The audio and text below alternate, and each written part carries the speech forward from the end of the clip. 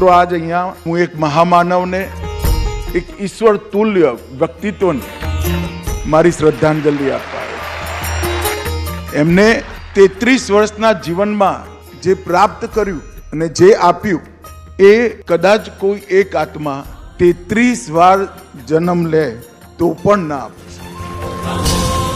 શ્રીમદની આ ઊંચી ઉત્તુંગ મૂર્તિ એ કૃષકાય શરીરની અંદર કેટલો મહાન આત્માનો વસવાટ હતો એનું વર્ણન.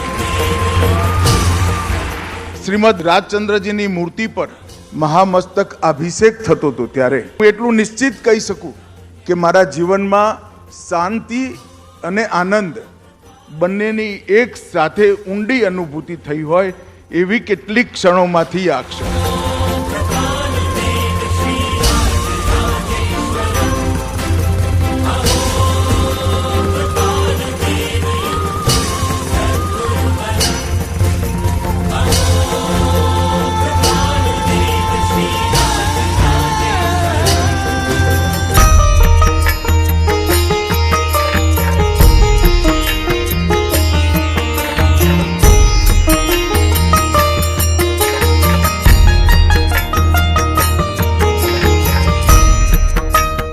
ધરમપુરની આ પવિત્ર ધરતી જ્યાં પોતાના 33 વર્ષના અલ્પ આયુમાંથી 35 દિવસ નિવાસ કરવાનો શ્રીમદે નિર્ણય કર્યો. પવિત્ર તીર્થસ્થાન આત્મદીપક પ્રજ્વલિત કરવાનું સ્થાન બન્યું છે.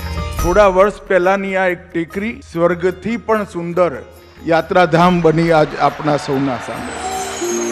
गेरुआ रे गुण तुम तणाश्री वर्धमान जिन राया रे तारो आशरो राज तारो आशरो वीर तारो आशरो राज तारो आशरो. ભગવાન મહાવીરને અરીનો હણવાનું કામ, ક્રોધ, મદ, લોભ એનો અંત કરવાનો. આપણા દુશ્મનો એ છે અને એનો જે અંત કરે એ જ મહાવીર કહેવાય.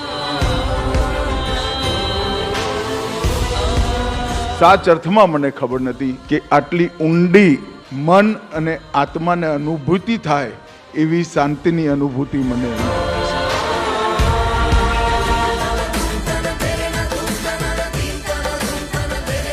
ગુરુદેવ શ્રી રાકેશજીએ શ્રીમદના જીવન, કવન, વિચારો અને સિદ્ધાંતો ચરિતાર્થ કરવાનો એક મૂક યજ્ઞ અહીંયા પર એમણે ચાલુ કર્યો.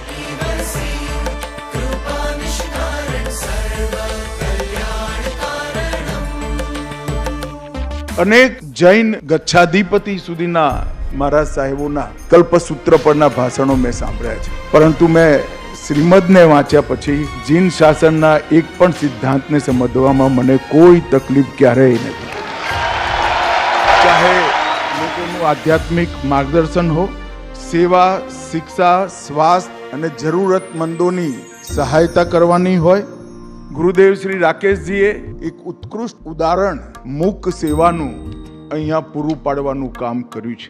પૂજ્ય ગુરુજીએ એક કામ કર્યું, રાજચંદ્ર અહિંસા કેન્દ્રનો શિલાન્યાસ કર્યો.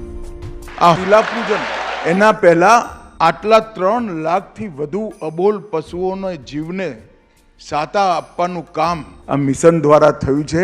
શ્રી રાકેશ ગુરુજીને કહેવા માંગુ છું કે પ્રભુ નિશ્ચિત તમારા સંકલ્પને સફળ કરશે જ.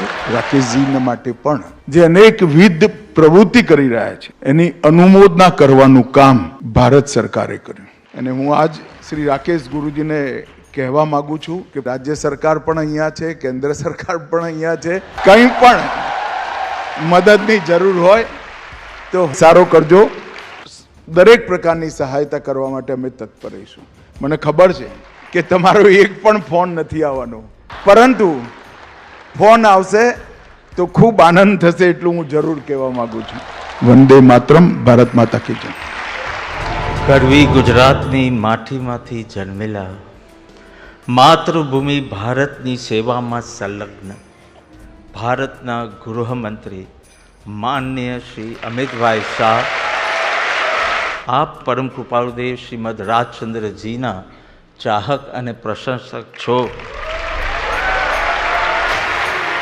તેમની ધર્મ ભાવના, તેમની વૃત્તિમાં અને તેમનો સંત પ્રેમ તેમની પ્રવૃત્તિમાં ઝલકી ઉઠે.